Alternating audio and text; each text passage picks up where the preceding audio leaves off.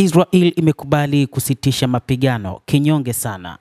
Unaweza ukasema kwamba wakati huu sasa ni kwamba hakutakuwa na mapigano tena kati ya Iran pamoja na Israel, huku kukiwa na maneno baina ya mataifa hayo mawili. Israel na Iran zimekubaliana kusitisha mapigano kutokana na kauli iliyotolewa na Rais wa Marekani Donald Trump, ambapo wakati huu serikali hiyo ya Israel imesema imekubali pendekezo hilo la Donald Trump la kusitisha mapigano.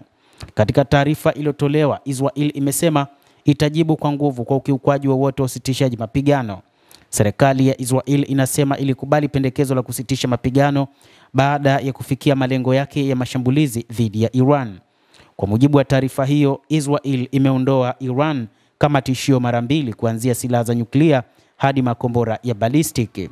Pia inasema Iran imesababisha uharibifu mkubwa kwa uongozi wa kijeshi na kuharibu maeneo kadhaa lengwa ya serikali ya Iran.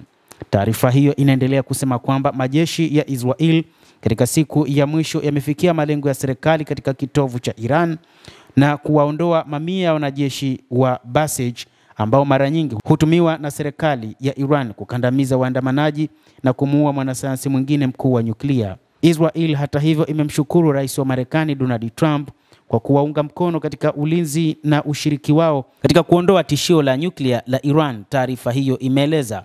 Hata hivyo, kwa upande mwingine wamesema kwamba katika nyakati hizi ambazo bado ni nyakati hatari, wamesema hawapo tayari kuona mashambulizi na kuyatazama, lazima watalipa kisasi.